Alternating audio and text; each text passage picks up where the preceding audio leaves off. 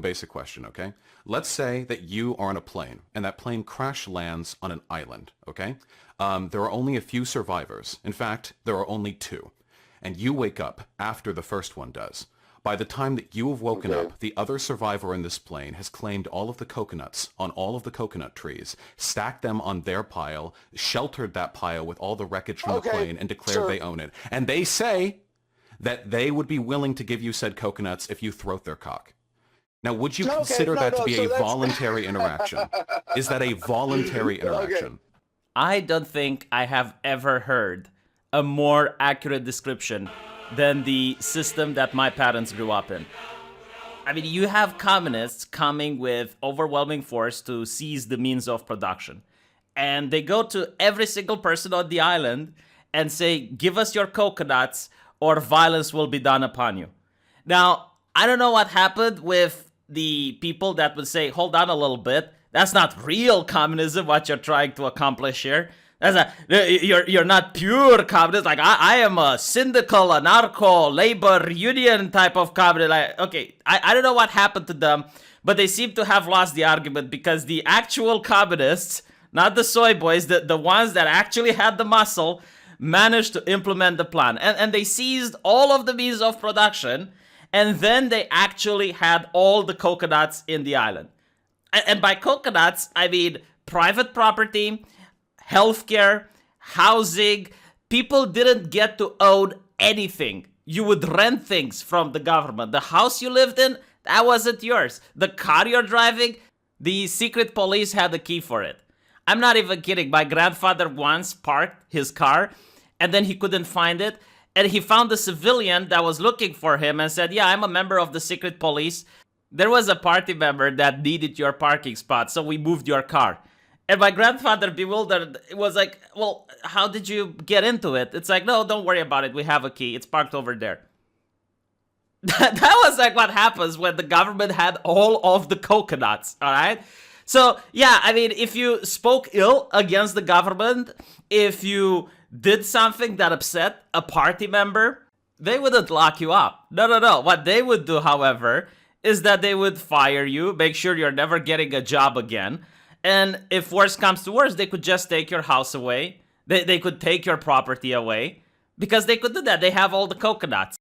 And since we're on the subject of suki-suki, they wouldn't make you actually suki-suk, but it was the... Or wait, why am I lying? They could definitely make you suki-suk. I mean, here is the Grenadier leader Ceausescu trying to befriend a cannibal king from Africa. And the cannibal king falls in love with a Romanian translator. And he promises 10% of his country production of diamonds if the woman gets to marry him. So the secret police convinces voluntarily the woman to go into Africa and marry this guy. All right, so let's just understand the magic of socialism here.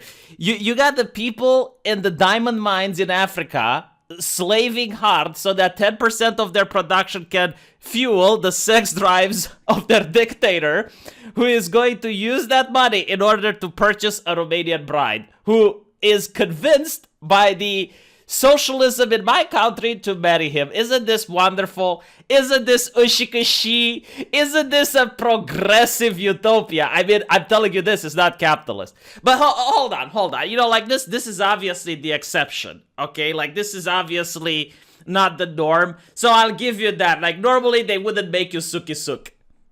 It was the ideological suki-suk.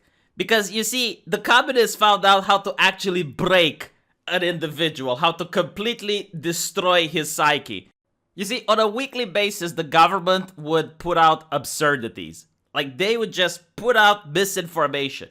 And it wasn't enough to just not challenge the misinformation and not speak out. No, you had to actively lie as well. Like, things that you knew for sure aren't true, you had to say them and say them in public and also be ecstatic about them.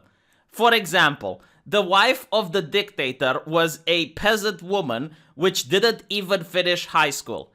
However, the government pushed this cult of personality that not only is she able to get a PhD, but she is the smartest academic of world renown. This woman, which didn't know the chemical formula of water, was now promoted as the smartest woman in the country. And if you were a member and wanted to keep your house, if you wanted that coconut, if you wanted that healthcare, if you wanted that job from the government, because you couldn't get it from anywhere else, you had to pretend that that is true, and you had to praise that as well in public. And by the way, the institutions like the universities, they gave her a PhD. Not only that, when the Ceausescus traveled in Britain in order to make a deal between the Britain Airlines to have a flight to Romania, a deal which would have been profitable for the UK, they forced the British government to find a university that would acknowledge Ilara Ceausescu's wisdom, which, by the way, they did. So the institutions were in cahoots with the people in power, because anyone respects power. Yes, Vaush is right. When you have all the coconuts, you can bend other people to your will. But luckily, the United States isn't like that. And in fact, most nations around the world today aren't like that. Like, if you talk about the suki-suki, we outlawed the practice of paying employees with coca leaves. We outlawed the practice of corporation paying the employees with funny money.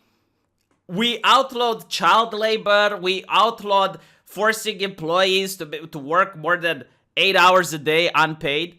And I know, like, some of these things are not perfect and are flawed, and I agree that there's a problem, but it doesn't seem that the socialists have an answer to fixing the problem. It seems that they have an answer to making the problem worse.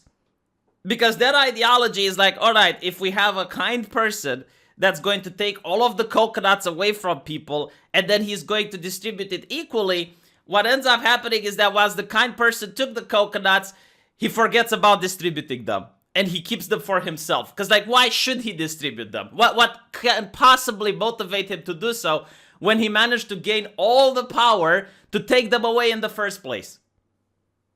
Now, let's look at the American system, all right? Like, let's look at something more concrete to reality. Let's say that there is indeed a plane crash. And you managed to survive, but someone else did the effort in order to pick up all the coconuts.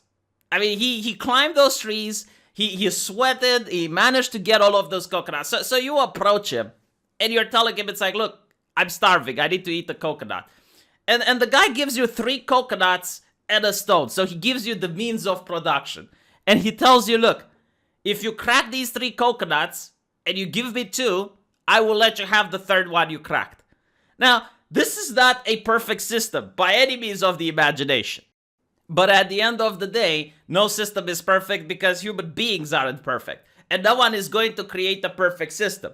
And if you want to point out the flaws in the system and talk about slowly and gradually changing them in order to improve the system, we can have that conversation. But if you want to say tear down the system and instead, you know, we're going to create the utopia, then I'm against that. Because at least the system we have, we know it's functional and people don't have to experience the horror that my parents had to go through.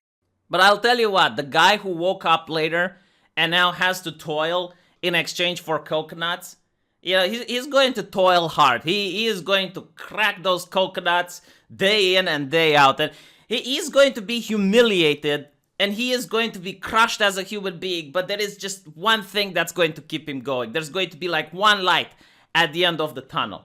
Okay? As he is slaving hard, cracking those coconuts, he's going to picture American heroes that are going to motivate him. Like, in his brain, that fuel of nationalism is going to keep him going. He's going to picture world-renowned American heroes like Vaush, like Alexandria Ocasio-Cortez, people who started poor, people who managed to pull themselves up by their bootstraps with the American system backing them.